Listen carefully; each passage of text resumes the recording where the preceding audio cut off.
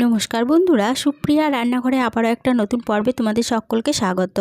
আজকে আবারও একটা সম্পূর্ণ নিরামিষ রেসিপি চাল পটল আমি তোমাদের সাথে শেয়ার করব। বন্ধুরা, আশা করি তোমরা সকলেই কম বেশি চাল পটল বানাতে পারো, কিন্তু আমি যেভাবে বাড়িতে চাল পটলের রেসিপিটা বানিয়ে থাকি সেই রেসিপিটাই আজ আমি তোমাদের সাথে শেয়ার করছি। তাহলে চলো বন্ধুরা, দেখে নেওয়া যাক রেসিপিটা কিভাবে বানাই। চাল পটলের রেসিপিটা বানানোর জন্য এখানে 1 কাপ পরিমাণ গোবিন্দভোগ চাল একটা বাটির মধ্যে নিয়ে নিলাম। এখানে গ্রাম অনুযায়ী আমার 150 গ্রাম গোবিন্দভোগ চাল আছে। এবারে এই গোবিন্দভোগ চালটাকে 2 থেকে 3 বার জল পাল্টে খুব ভালোভাবে ধুয়ে নেব।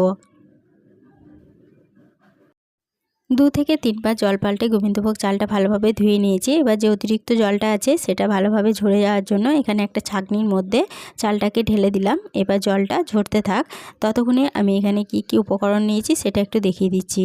এদিকে নিয়েছি 5টা মতো পটলকে এভাবে একটু করে খোসা রেখে পটলগুলোকে দুপাক করে কেটে নিয়েছি। আর এদিকে নিয়েছি 2টো মিডিয়াম সাইজের আলুগুলোকে একটু মোটা মোটা করে ডুমো ডুমো করে কেটে নিয়েছি। তারপরে সবজিগুলো জল দিয়ে ভালোভাবে ধুয়ে নিয়েছি, সবজিগুলো একটা সাইডে সরিয়ে রাখছি। এদিকে চালটা আমি 5 মিনিট মতো জল ঝরতে দিয়েছিলাম, চালটা ভালোভাবে জলটা ঝরে গেছে।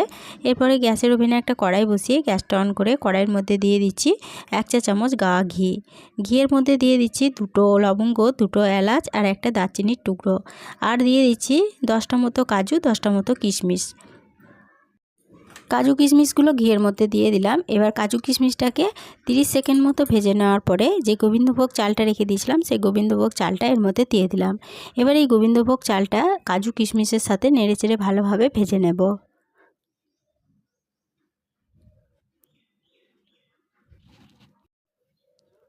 গোবিন্দভোগ চালটাকে 5 থেকে 6 মিনিট মতো নেড়েচেড়ে ভেজে নিয়েছি। চাল থেকে একটা সুন্দর গন্ধ বেরোতে শুরু করেছে, মানে চালটা ভালোভাবে ভাজা হয়ে গেছে। এবার গ্যাসের সিমটা বন্ধ করে দিয়ে চালটা কড়াই থেকে নামিয়ে নিয়েছি। এরপরে আবারও গ্যাসের ওভেনে কড়াই বসিয়ে গ্যাসটা অন করে কড়াইয়ের মধ্যে দিয়ে দিলাম 1 টেবিল চামচ সাদা তেল আর 1 চা চামচ গাওয়া ঘি। এবার এর মধ্যে দিয়ে দিচ্ছি 2টো এলাচ, 2টো লবঙ্গ ও 2টো দারচিনির টুকরো, আর দিয়ে দিচ্ছি একটা তেজপাতাকে ছিঁড়ে। এখানে আমি রেসিপিটা সাদা তেল ও ঘি দিয়ে করছি, তোমরা চাইলে শুধুমাত্র সাদা তেল দিয়েও বানাতে পারো কিংবা ঘি দিয়েও বানিয়ে নিতে পারো। ফোড়নটা ভালোভাবে ভেজে নেওয়ার পর ফোড়ন থেকে যখন সুন্দর একটা গন্ধ বেরোতে শুরু করেছে তখন এর মধ্যে কেটে রাখা আলু ও পটলগুলো দিয়ে দিলাম, আর দিয়ে দিচ্ছি খুব সামান্য পরিমাণ হলুদের গুঁড়ো। এবার এই হলুদ গুঁড়ো দিয়ে পটল ও আলুটাকে বেশ কিছুক্ষণ নেড়েচেড়ে ভেজে নিচ্ছি। গ্যাসের সিমটা মিডিয়ামে রেখে আলু পটলটাকে 1 মিনিট মতো নেড়েচেড়ে ভেজে নেওয়ার পরে এর মধ্যে একটা ঢাকা চাপা দিয়ে দিচ্ছি। ঢাকা চাপা দিয়ে গ্যাসের সিমটা লো টু মিডিয়ামে রেখে 4 থেকে 5 মিনিট মতো ভাজা হতে দেব। এটা ভাজা হতে থাক, ততক্ষণে একটা মশলা বানিয়ে নেব। তার জন্য একটা বাটির মধ্যে নিয়ে নিলাম 2 চা চামচ আদা বাটা, 2 চা চামচ জিরের গুঁড়ো, 1/2 চা চামচ ধনের গুঁড়ো, আর দিয়ে দিচ্ছি খুব সামান্য পরিমাণ ঝাল লঙ্কার গুঁড়ো। তবে ঝাল লঙ্কার গুঁড়োটা তোমরা যেরকম ঝাল খেতে চাও সেরকম অনুযায়ী কম বেশি করে নিতে পারো। এবার এর মধ্যে সামান্যখানি জল দিয়ে মশলাটাকে গুলে নেওয়ার পরে এর মধ্যে দিয়ে দিচ্ছি আবারও 1/2 চা চামচ হলুদের গুঁড়ো। হলুদ গুঁড়োটা দিতে আমি ভুলে গেছিলাম, তোমরা চাইলে ওই মশলার সাথে একসঙ্গে দিয়ে গুলে নিতে পারো। এরপরে হলুদ গুঁড়োটা দিয়ে আবারও মশলাটা ভালোভাবে গুলে নিয়েছি এবং গুলে নেওয়া মশলা একটা সাইডে সরিয়ে রাখছি।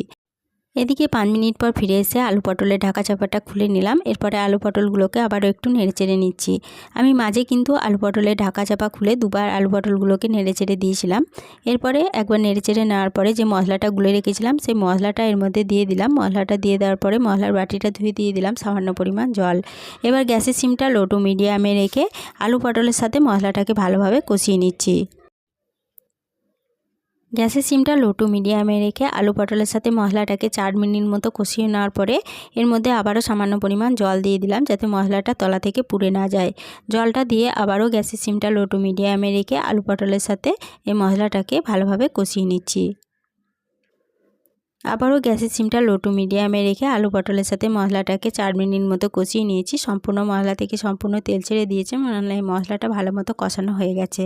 এবার এর মধ্যে দিয়ে দিচ্ছি ভেজে তুলে রাখা গোবিন্দভোগ চালগুলো দিয়ে দেওয়ার পরে এই আলু পটলের ও মশলার সাথে চালটাকে বেশ ভালোভাবে একটু নেড়েচেড়ে কষিয়ে নিচ্ছি।